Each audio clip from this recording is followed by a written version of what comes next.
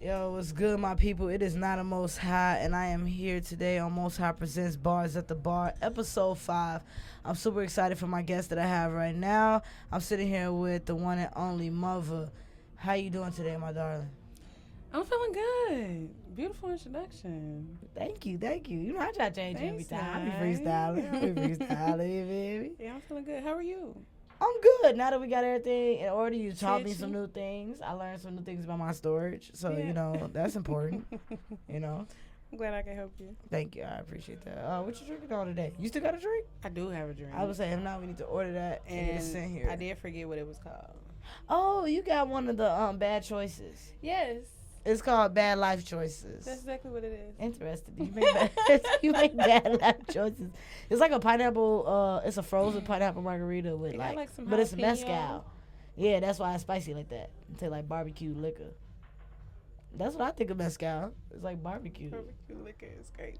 I'm drinking my New York sour. Y'all already know. I done talked about that a few times. Yeah, and you guys sit you with that real quick. And bad life choices. Do you make those often? Do you feel like? Do I make bad? Nah, they don't be bad life choices. It be questionable. Say at the time you made it, it was the choice to make. Yeah. That's something that I tell myself often. Like when I do something that's like later on, like in retrospect, when I think about shit, I be like, you know, at the time that I did it, it was what needed to be done. It was the best choice for me at that time. And at that point, there's no regrets. There's no bad life choices. Yeah. Let's talk about a good life choice you made. So you're dropping an EP. Thank you. Man. So the EP's coming out August 27th. Hell yeah. Ding. Hell yeah. Ding. Yes. August 27th. Sad Girl Summer. So how Yes. did you come up with that title? How did you formulate your EP? What made you decide you want to drop an EP? Let's get into it. Damn. Well, I haven't dropped a project since May of 2021. Okay. And I just really felt like I have been consistent enough to reward myself, to be honest. That's a good way to look at it. Yeah, like I feel like I had just been consistent enough to reward myself because at first, like, at the top of this year, I was just like, yeah, I'm going to drop a project, blah, blah, woo-doo-woo-woo. But then I immediately switched the narrative and was like, well, let me just show up. Like, let me just see if I can show up. Like, let me see if I can go to open mics. Let me see if I could, Okay. you know, just write to some mixes, remix some songs, maybe drop a few singles. Like, let me see if I could just show up. So do you feel like before, when you dropped the project in 2021, do you feel like you were in the space where you were like, all right, I dropped the project, I did it, and then I'm done? Hell yeah. Hell yeah. Because, It be like that, though. hell yeah. Because in 2021, I was 21, graduating college, and at the time I hadn't done my research on like being in the entertainment industry, let alone like the music business. Like, so in my mind, it's like you make the album, you drop that whole. Hey, the niggas listen. You feel me? Somebody go find it. And then you start to learn like, oh, I have to push this. I have gotta to market push this. this bitch. I gotta like, make sure I'm getting all my royalties. I gotta make sure I'm getting my hell credits and yeah. all that stuff. Hell Yeah, you know. Like, so it was like when I dropped my shit, I ended up falling into depression because I had just graduated. Like, it was a lot going on. Yeah, them And I post grad blues. Yeah, and I most definitely wasn't pushing shit. I wasn't pushing shit, bro. Like, I wasn't pushing shit. And so then I'm like, shit, I just need to work on the music more. Like, just still being consistent. And then, yeah, over time, I was like, all right, G, like, I feel like I'm damn near like 4 singles in this year. So That's good. yeah. So I'm like, I gotta catch up. Let me see. I'm so bad with it. That's why I'm not even judging you or anything Yeah. like that because for me, I like to drop a solid project a year. A solid at least 6 to 8 song project, EP, whatever you want Yeah. to call it, a year. This year I just dropped a single today. right. I dropped a single not too long ago, like a month or 2 ago, 2 months ago more so. I got shit prepared to drop another single, but I'm really trying to get this project done. Yeah. So that's 2 singles, and then I'm getting a project done. So that's not amount for me. I mean, I've No, done a for real. feature with 2 people. One is not out yet, but it's coming out on their project. The other one is out. I did another Yeah, I did 3 features, 2 singles. So, girl, that's good enough. Child, shit. Like, yeah, I think my stinking thinking around like dropping singles, my stinking thinking around dropping singles was that one song is more digestible than several. Yeah. In this day and age, I agree. Yeah. I think that the culture is shifting a little bit. I would hope so. Maybe it depends on what genre you lean into. Yeah. But I definitely agree that nowadays a lot of people they clutch singles. Yeah. And they replay them motherfuckers over and over. You know what I mean? And it is good to do that. That's why I started trying to drop more singles. Me personally, I like the storytelling of projects.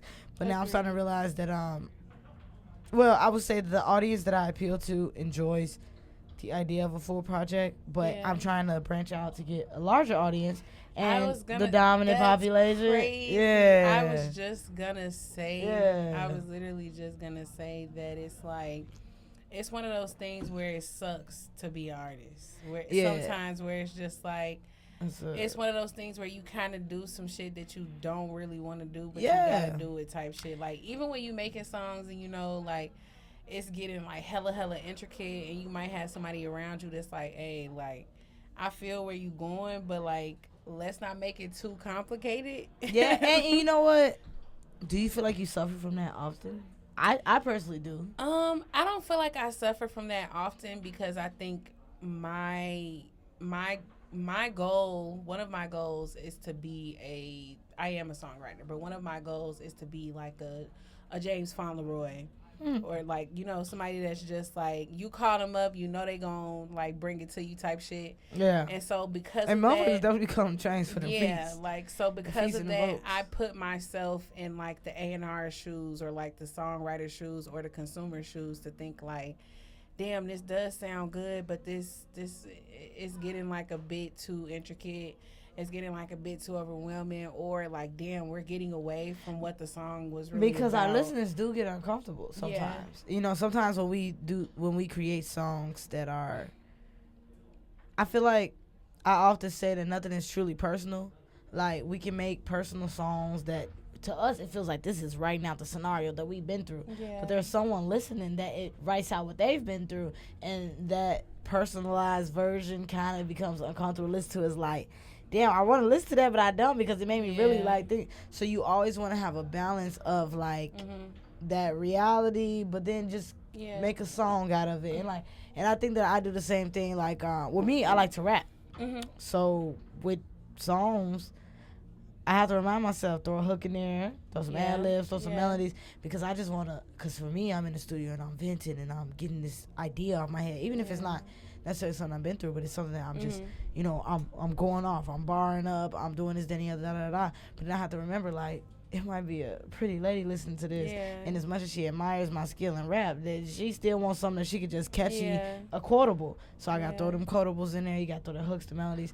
As an artist, we have a lot more on our plate than we like to admit, and that others like to accept, because you know, sometimes we even listen to our favorite artists and we'd be like, why did you do this? Da, da, da. But it's like they got more than just us to please and things like that. Yeah, 100%. And that's because I was thinking about that when I was listening to Lotto's album. Lotto's album was really good. I definitely listened to it. I haven't finished it. Yeah. But I listened to more than the first half. Yes, same. And it was, well, honestly, I've listened to the whole thing like twice. Okay. And it's really good. It's a solid project. I think the only thing for me personally was that I just couldn't resonate with it. Like, I couldn't. I think that was probably what got me out of it.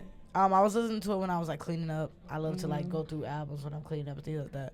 And then also like I go on like my browse page on Apple Music. I don't know if you're an Apple or Spotify user. Both. Okay, cool. Actually. So you want to know?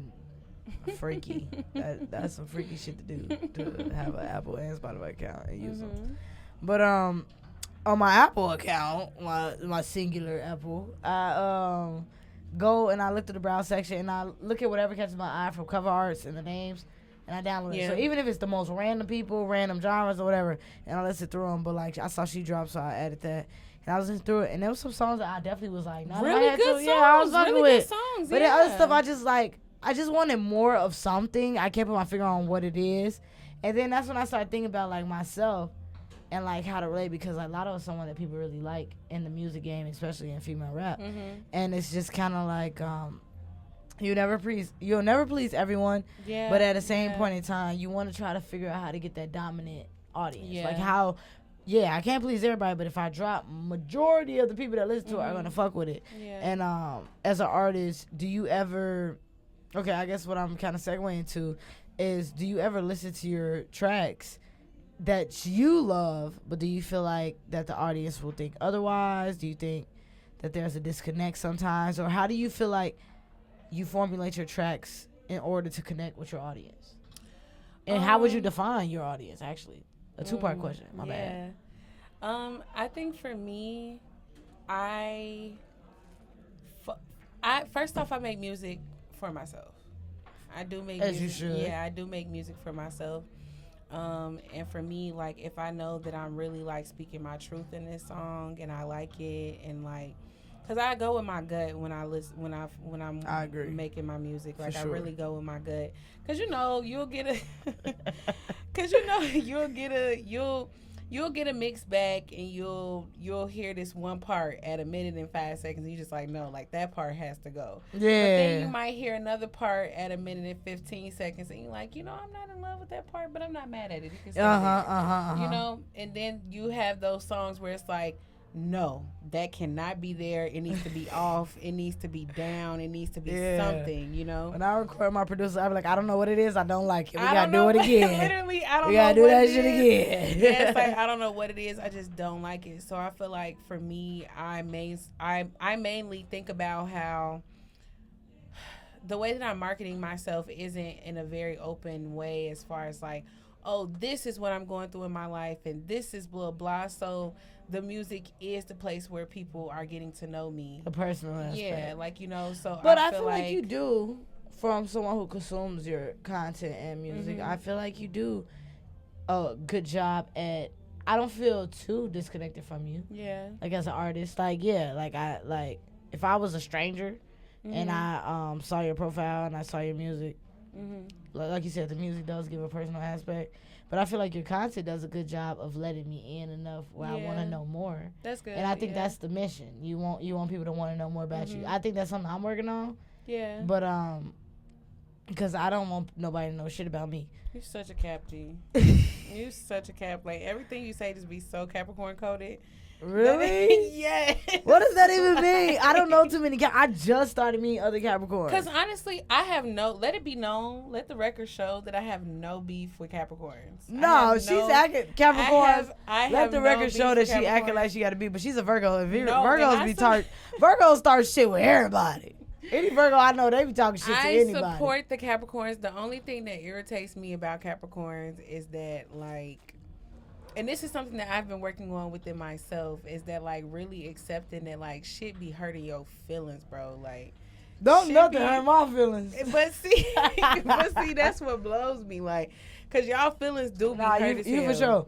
Capricorn feelings definitely be hurt as hell because we're very. But it's like y'all would rather be a bitch about it than to be like. No, I think a lot of Capricorns, if y'all listen to this.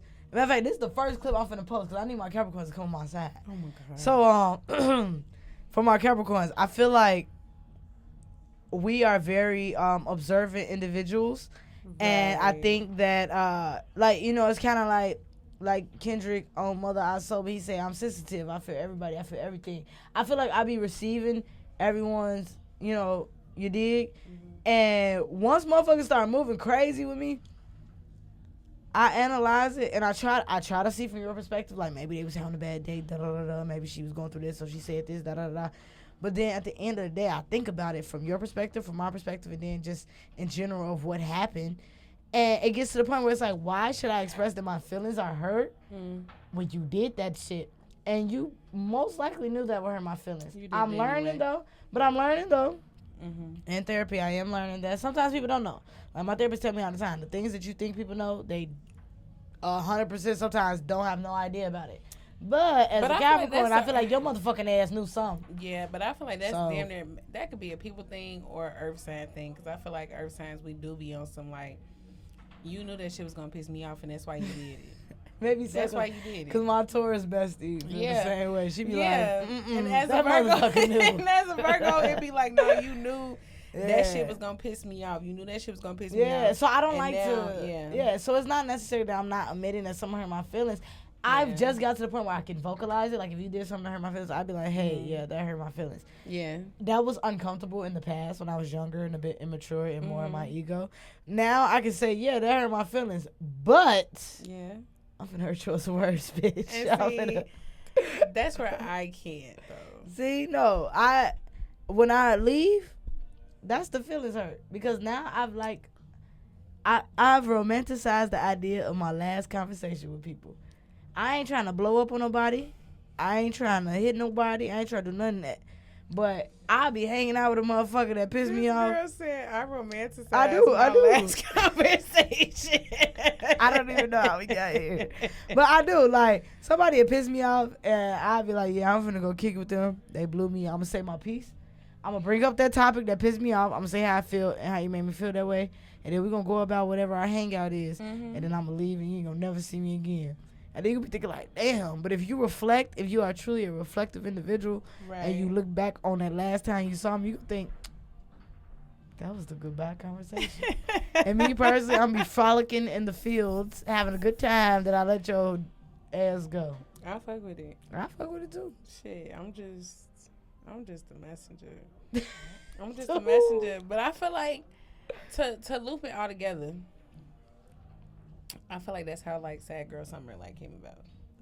As far as like me just really embracing that, like, not that I'm a sad person, but I do be feeling things deeply. Like I feel things deeply, and sometimes I look back and I think like, damn, they might not have known that shit hurt my feelings as deeply as it did, because my response was not that of a person that was like. So when you feel slighted or something makes you sad for the sake of the project, you play it cool? Or do you be like you I feel like kind of lean into what happened, but you don't? Or do you just play it cool and then you hone into your music and be like, next thing you know, a bitch listening and be like, oh, hold on. I feel like specifically with Sad Girl Summer, like to keep it at the forefront, I feel like with Sad Girl Summer, it was like, I feel like there are songs and moments where it's like me being like, damn, I did fuck up here. And then the flip side of that is like, but you did fuck up there. Like, for that other person. Like, yeah, it's like, but you did fuck up there. So I feel like this is like my experience. This is my experience without bashing like what the other side of the experience experienced, if that makes sense. Like how it was. And I think that's what I think is cool about the way that you write your songs, because even not like outside of Sad Girl Summer, when you post Muhva mixes, which y'all should check out, where she remixes songs that personally sometimes I think those are her songs. Oh, thank you. For sure. She's such a romantic gal. She's such a sweet gal. Yeah, I be flirting with Muhva. She don't be picking up on it, but she just let me Of course I pick it up. Bitch, we been gay. She just don't reciprocate. Bitch, we been gay. That's crazy. I didn't think you was gay when you was kids. I saw you and instantly knew you were gay. Okay, don't do me. Everybody knew I was gay. My family knew I was I'm gay. not judging, but I knew you were gay, baby. But sometimes I be like, people be like, did you ever come out? I be like, I wish I had no pleasure of popping out. I had no pleasure of being like, Mom, I'm gay. I literally knew, and by that time, because what's that, 3rd grade Mr. Brown's class? Yes, Mr. Brown. I got in trouble in Mr. Brown's class. So by that time, I had already been like, what they call it, playing house. You was humping. You was humping? I was humping, girl. I was humping. We gotta unpack the black trauma of humping. Why was kids humping? I was humping. And when I saw you, it gave that you. It gave that you was a humper yourself. It gave that you was a humper yourself. Actually, you wanna know a crazy secret? Oh my God, I'm scared. I'll let everybody know this secret, cause I ain't scared of shit. But when I was at that age, oh, tell me. I would go home and and I would hump the pillow, and then I would eat a wow. peanut butter and jelly sandwich, and I would Okay. sleep till like my mama got home. There's no shame in that. It was a lot of sleep and This humping. is a safe space. This is a safe space. If you hump that pillow, girl, you hump that I pillow. used to tear that motherfucking pillow down. And that's okay. Yeah, that's when my sister came on point. I, Hello. I support it. I support it. I'm not mad at it at all. You I'm shouldn't not. be. So was you like humping pillows or what, No. what was you humping? You was humping people? I was humping girls. I was humping what? I was humping girls. What girl? Consent was given. I know we were kids, but consent was given. Y'all was mutually humping. We were mutually humping. Okay, okay. Consent was most definitely given. Which is good. That's what we live Which, for. you know, which is it's fine. niggas that's grown that don't understand yeah, that. which is So, fine. Kudos to you. But it kids. was very much a, you know, playhouse type And of you was the vibe. daddy? Sometimes. Sometimes you was the mama. See, You know? I ain't get that pleasure. I was always the daddy. You was always the daddy. I'm I sorry. was always daddy. But you a mama to me. hey, I like that. You know, I'm a switch. Hold on, hold on. You're most definitely a switch. Definitely, 100%. 100%. Because, and Yeah. I really, honestly, one of my turn-offs is if people think otherwise. Like, you ever meet a bitch that over-masculates you? And you It don't like, turn me off, but it kind of just tells me like, it don't- okay, this if is she how. fine, it don't completely yeah. turn out, but it just let me know, okay, Yeah, that's it's just what you like, okay, think. this how we finna move. Yeah, type that's shit. how. Yeah. Yeah, Like when for bitches be sure. like, "Oh, you the nigga," I'm like, Yeah, "Nigga, for sure. nigga who? Nigga what?" For sure. I'm like, "No, baby, I just look like Yeah. this." Actually, I was at a wedding not too long ago. When you was cutting up a rug. No, yeah, I was definitely That cutting shit the was rug. funny as hell. When I you was- had posted that on your story, you said, I was definitely in that wedding cutting the rug. you I was in said, that bitch, bitch. I cut a rug in that bitch. For real. And now it's even more funny because you be calling me a granddad. But we was just chilling. It was me and some people I knew. Yeah. Lady walks up. She's like, "Yeah, we need some tables moved. So if you gentlemen can help us." But the bitch was being shady. She looked at one nigga, two nigga, and then me nigga. And I was like staring at her and I was like, Like, girl. And then I looked around at the other nigga and I said, "Yeah, she You needs some see tables these moved." titties, bitch. Please And then, don't play with me. literally. And then she look at me and I say, "Oh baby, I just look like this. I don't move tables." What the fuck Heavy I on look? that. I just First look off, like bitch, I'm a this. guest at this wedding. Get somebody else to do that shit. Heavy on that. I just look like this. You No. know you see these fucking titties, bitch. Don't Come play on with me. now, because I be getting Don't piss irritated me with off. them, especially when it's that time. Don't What? piss me off. I be ready to chop. Please motherfucker. don't piss me off. Anyway, let's get back into Muhva. Okay. And you did ask me a question that I had an answer to. You asked me who my audience is. Who is your audience? Who do you feel your audience is? I think that. And what would you describe them as? I think that my audience likes good music. Niggas. I'm being honest. I think that my audience recognizes that there are only two types of music, good and bad. And I think that they recognize that although I might not fall directly under the bracket of R&B or hip hop, I feel like they You're recognize, definitely but holding the water interchangeable over a somewhere. hip-hop listener and yeah. Like if it was raining and I'm a hip hop listener and you're R&B listener, Yeah. your music is like an umbrella where it's like, yeah, we both fuck with this. Yeah, I feel like But I feel like most people that who like community- hip hop, yeah. hip hop and R&B is like dating. Yeah, you know what I mean? and I feel like the community that I serve is they recognize my familiarity.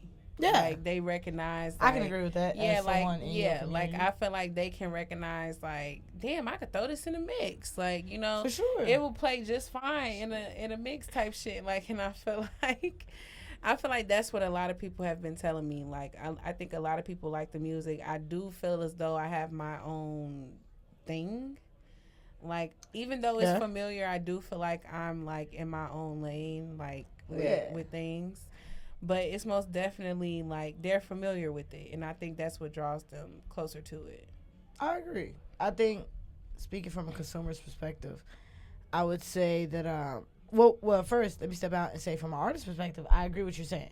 There is good music and there's bad music. Mhm. Obviously, all this is opinionated. Obviously, we can't compete. It's a competitive sport. Mm-hmm. Oh, no. And like I was saying, I don't even know what I was saying. I'm going to have to edit this down. Girl, we said a whole bunch. We said a whole bunch. But I know what we haven't done a whole bunch is drink our drinks. So Oh, I finished mine. I did finish mine. What? It's okay. I didn't finish. When did you do that? A minute ago. I didn't see that. You want some of this? Have you ever tried this? I'm okay. Cause I am lit. I'm a little lit. It was so exciting to see you at the Party Next Door concert. No, I felt the most amazing hands I've ever felt on my shoulder, and I was like, man, because I know who it was. But then I was like, and I turned around, I'm like, and I was like, oh my God, it's you. I had a good time. Did you enjoy that show? I did, actually. I actually love Party Next Door, and I use him for the inspiration to make noisy ass songs. You know, songs that have a lot of pan vocals in the back. He has a lot of ad-libs and layers and things like that, and it makes it entertaining to listen to, whether it's in the headphones or out there. He does, for sure. Okay, let's talk about, so we talked a lot about the new project. Where do you see yourself going next? Like, now you dropped Saturday or Summer. How would I mean, obviously it's R&B. There's lyricism in there. There's flow in there that puts it on the rap R&B side. Oh, thanks. But how would you describe what you're looking at to make next? And you do the mother mixes, so when you make your mother mixes, is there anything that draw? Is it just like I like this song, so I'll make this mix, or is it like inspiration for what you're gonna do next? Or so let's talk a little bit about mother mixes, but let's also talk about how you plan to make your next track. So with the mother mixes, what you hear is what you get. Like as soon as I write to it, like that's what you get. I don't deem myself to be someone that. I don't deem myself as like someone that freestyles, but obviously I know how to freestyle because I write songs. Do you punch in? No, I don't punch in. I just write, yeah. Like, and when I say freestyle, I more so mean like finding the melody and like, you know, just you have to make sounds to make music. Yeah, like, you have to. Yeah, so that's what I mean by that. And those pretty much all of the mother mixes that are out came about in like 10-15 minutes.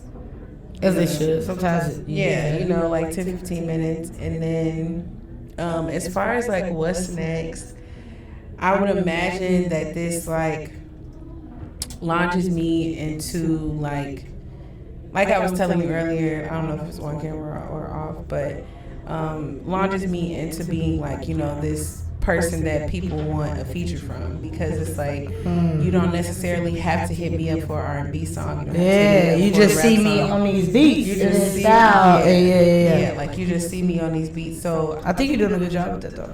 Thank you. Yeah. Thank you so much. That's why I'm trying to get her in the studio on Friday. Yeah. No, for real. Trying to get me a studio. Yeah. I don't know what she's talking about. She's just going to come record. I don't know what she's talking about. That's some shit I would say. This is crazy, man. This is people. Yes, no. I definitely think that you're well on your way to showing yourself as a household feature artist. I guess saying household is like a crazy terminology to put forward, I guess. But I think that but no, it's like that, because you have to. What I'm learning myself as an artist is marketing ourselves in different ways, and that's kind of why the podcast came about. You know, showing people the use of, you know, talking to another artist. This is my way of networking. So like certain artists that I speak with, certain people I speak with, I'm not that great at networking with, because you know me, I kind of like to have a, you know, in-depth conversation. I like to have a more a conversation that is, you know, not frivolous. I would say, like, I don't want to just talk about random dumb shit. I want to more so focus on, like, you know, like why, like what's going on, you know, what's more in depth in your personality, your character, why you do the things that you do, things like that.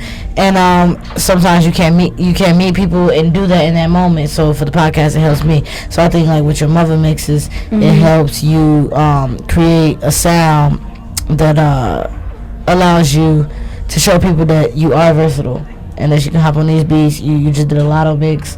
You did Fisher. Right. Which I didn't know that was a song. I didn't do Lotto. Was it? Oh, back outside is Lotto. That's a Lotto girl. Yeah. Lotto. I be so bad with knowing things. That's okay. I hate that. because I'll be like, but yeah, back outside, nigga, made me mad. Yeah. I like that video. I like that. So when I saw you said that back outside, I just remember Lotto had hopped on a remix or whatever. Yeah. So I was like, yeah. But yeah, no, I definitely enjoyed that.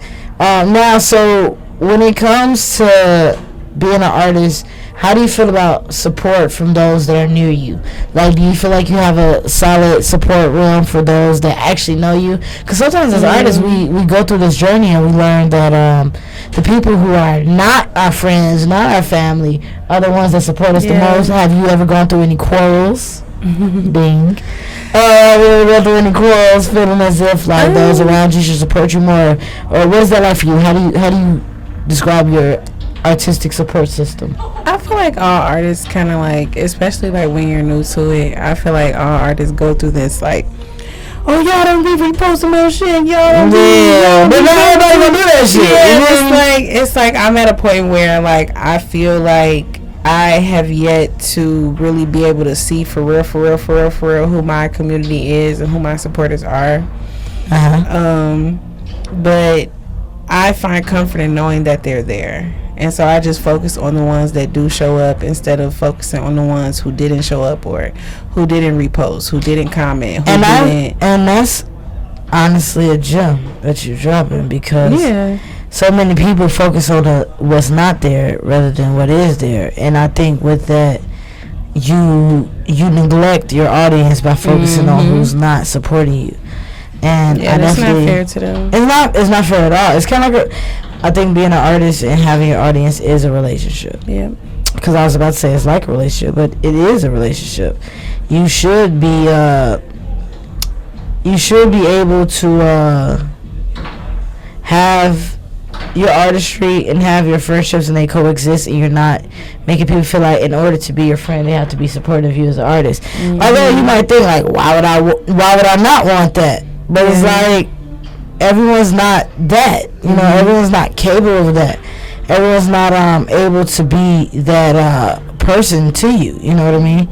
And you don't want, and then with music, you want people that really fuck with your shit. Hell yeah. You don't want nobody that is like, have ass and as if they fuck with it. Cause then you're getting a bunch of lies. Like, I don't want people who be like, I'm cool with her, so let me tell her this was decent, and I fuck with this, and da. No, I want someone who's like, I'm cool with you, and I don't really like this because of XYZ. 9 times out of 10, I don't give a fuck anyway, because what I like is what I like. Yeah, hell yeah. But it's the idea of someone truly and actually giving you an opinion that helps you consider an idea. Yeah, and I feel like it's important for me as an artist to like, the way that I'll find out who my community is by leaning on them. So like when I'm making those posts of like, hey, do y'all want this? Do y'all want that? And I feel like social media has allowed us to get into this space of like, oh, like this only got 20 likes, or this only got like 5 votes, and this only had 7 people, blah blah. But it's like those 7 people count. Yeah, those you can't disregard them. Yeah, because it's just 7 of them. Yeah, because it's just 7 of them. Like those 7 people count. You know what's something that helps me personally? What? Shifting my perspective to think like, all right, boom, only 20 people, commenting on this. If I'm in my room and 20 people walk in, I'll be like, what is all y'all niggas doing here? And that helped me shift my perspective. Like, that's a lot of people. Yeah, that's real. You know what I mean? And like, even 7 people. If 7 people walk in your kitchen and you was cooking with your son, you would be like, what y'all doing up in here? Like, you're not gonna be cool about that. So definitely have to shift your perspective and be grateful for those who are supporting you and focus on those who are supporting you. And I like that you already recognize that, because some people get trapped in that idea of, the haves and the haves not. You feel me? And that takes us nowhere in life, honestly. And when it comes to an audience, realistically, the artists that we probably idolize and look at is like where we want to be. They took years and years. A lot of us aren't even halfway through that amount of time. You know what I mean? So like, how long have you been making music? Would you say? How long have I been like actually like recording and shit? So you can say, that's why I said would you say, because you can say how long have you been releasing music for others to receive, And then how long have you been creating artistically to, formulate your sound style? Because that's important to what we hear today. Okay, I've been making music since 2020. Okay. For people to receive. Yeah. Okay. I've been making music since 2020, and I think just to give like a background of like the certain stuff that you might hear on the project. I do come from like a choir background. Not that you hear like big, like sounds in it, but I like rounds in songs. Like, so I like when there's like 2 parts going on at the same time or 3 parts going on at the same time. I will say your project does show a lot of layers. Yeah, like I actually commented on that while I was in the car. Yeah, like I'm a very layered person.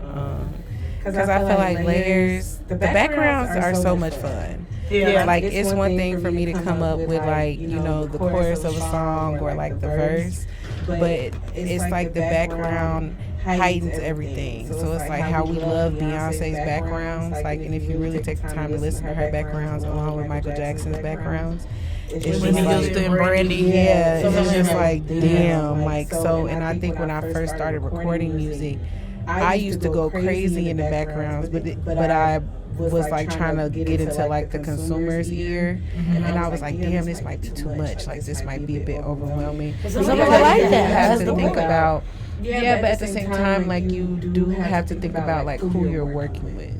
And it's like, this is no tea, no shade to anybody, but it's like if I'm working with the Rodney Jerkins, then I can go in there and do whatever and have very well, like, confidence that Rodney gonna make it happen. You feel me? Like Rodney is gonna mix it the way that it's supposed to be. Like, yeah, but you have to know. I get what you mean. You have to know the quality of who you're working with, and it's 100%. We're on the up and up. So yeah, and I feel like that's the other thing that people don't talk about. Like, we are practically pulling this music out of our ass. Like, in a way, for sure. As far as the bread, as far as like the time, making it up the time. Like I just took off so that I can have a 4-day studio session. Literally, like, and then not only that, like you said, sometimes you're dealing with engineers that they're very experienced with rappers, but they're not very experienced with vocalists that are singers. You know what I mean? And they have to learn that you're growing. A lot of us in the local and underground community are growing with the people we're working at. Even to our videographers. We might have an idea for a video, but then we looking at the content that is created, and we're working with them. They're still learning how to edit it to a certain level. They're still trying to buy their next big camera or the next best lens, or and the same thing for that. So it's good that you expressed that out to listeners so they can understand that, and then also just that you're aware of that, because sometimes as artists we can fantasize the perfect video, perfect sound. The song sounds like this, it does this, it does that, and we have to get to a point where it's like, I just made an Instagram post about that, and I just like added like all artists, honestly, because I feel like myself, including other people, could benefit from hearing it, but it's like we're just not at that point where we can be like mysterious as fuck. Like where we can be mysterious and not have a story and not let the audience know what's going on, not let the audience know what they're buying into, not let the audience know what they're seeing. Like, which is really hard. You find difficulty with that? I do, but I want to hear if you do. Do I find difficulty with like being able to like loop the audience in? Yes. Do I find it? No. So talk to me. Why would you do that as a person that finds it difficult? Why would you do that? I think for me it's not difficult just because like my music journey has been very intentional and it's been very spiritual in the sense that I feel like it's taken me a while to get to the other side of being like, wow, Brandy, you really can sing. Like, wow, you really can sing. So it's like, I do this shit now. So now that you're here, you're like, I want to show them the whole. And so I feel like if I'm just open about my truth, then people are going to sway that way. Like, if I'm just open that, like, hey, like prime example, like this rollout that's happening for Sad Girl Summer right now, like it's literally just a day by day thing. Like it's just something that I know that I have to do. Like, I know that I don't have the privilege yet of waking up and being like, Sad Girl Summer is out, guys. Right, it's out now. Go get that shit. Like, no, you gotta show motherfuckers like, like I don't have the privilege of that, so I just do like what's comfortable for me, but also recognizing that like, yes, my truth is my truth, but my truth might be someone else's truth. Like, there's somebody else out there. 100%. Yeah, like, there's somebody else out there who has probably been singing since they were a kid, but still doesn't feel like they know how to sing, or still doesn't feel like they have the skills that they need to start. And I feel like it's kind of easy for me to let people know that like, I don't know what the fuck I'm doing. Yeah, and I think I agree with that. I think the vulnerability and showing that we're still amateurs at this. It does help a lot of people who are artists and aspiring artists, because a lot of times people do get on social media and they be like, yeah, I do this, and you don't. Or I do this because I know how, and you don't know how, and so it makes it feel like, and it's like, damn, nigga, can you teach me? And then there's some people who do teach you, and they teach you in a way where it's like, how did you not know that? And it's like, you don't want to receive that. So I think how you express yourself in those ways definitely helps with the reception that you receive. Well, it's been a pleasure sitting here talking with you today. I'm sorry that we had to do this twice, but actually I'm not sorry, because it's been great to do this twice with you. I was going to say, don't be sorry. Yeah, you know. Don't be sorry. Are you okay with doing it twice? I'm okay with doing it twice.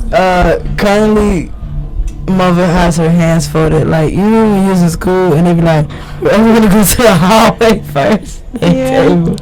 Gotta have their hands folded. And that's how hers is. But we're about to get up out of here. And then we're going to have like a drink or two more. And then I'm going to let her go about her way. We're going to have a drink or two more. We got to. Y'all, she trying to get me. That's all I can say. She trying to get me. Hey, for those that have been listening since the first episode, shout out to y'all for one. But two, y'all see how she trying to frame me? This is how I'm not trying to frame her. This is how the media. Let her know I would never have to frame her. Let her know I would never have to frame her. Okay. She's making me a criminal. And this is clearly on tape. Y'all saw she came on to me. This is on the tape. Y'all see what was happening off camera. The same way she told y'all my hands was like this, my hands was like that. Ain't nothing happen off camera. And what was mine? Ain't nothing happen off camera. I don't know where you had put your hand.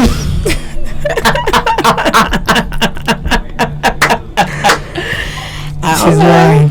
Alright, anyway. Am I lying? We're about to wrap it up. She's lying. My hands were also blowing. Mine's over the first. We all know mother the way. Y'all can... We all know that mamas be lying. Mamas be lying. Now we're gonna wrap it up. Come on now. Be for real. I'm trying to be for real. Now I gotta add something else because you just trying to mess up my ending. My ending was supposed to be a smooth ending. Okay, you can make it a smooth ending. If you smooth, keep it P, baby. Well, she not keeping it P because she over here lying on me. Anyway, in that rhyme, and I ain't even try. Boom. I'm keeping it P. Please. P for please. Child, please. She's lying. She just want to ask another question. What's the other question, You don't have to if you don't want to. I ain't tripping on it. The question is, can you be quiet for 1 second so that way I can close this out? Yes. Thank you. That's the question. Thank y'all for tuning in to episode 5 of Most High presents Bars at the Bar. I'm here with the one and only R&B hip hop artist Muhva, who is dropping Sad Girl Summer for all you sad ass bitches. And not even sad, because I ain't sad, but I like the project. So it's just for if you want that mood, you want that vibe. But honestly, it's not that sad of a vibe. It's not that sad. Yeah, it's called Sad Girl Summer, but honestly, girls, heavy for the marketing for sure. I was like, I thought about it. I was like, it ain't that sad. I mean, it touches on topics that can make us sad. But at the end of the day, in summer, so we're gonna pop out. We're gonna have a good time. Yeah. So we just gave y'all a whole rundown of why y'all should go listen. And I know most of y'all relate to that shit. So go listen. August 27th, Sad Girl Summer by Muhva, Muhva. You know I want to spell and be with kids. I do. Thank you. I appreciate it. You ate that. I did. You did. It was 8th graders in there, and we were little. Yeah. Clock that T. I had your shit. We're signing off. This is not a Most High. You listen to Most High presents Bars at the Bar. I'm here with Muhva. Go grab Sad Girl Summer out on all platforms, August 27th. I hope y'all come back and listen again. Thank y'all so much. I had a great time today. Let's clap it out because we got a buck.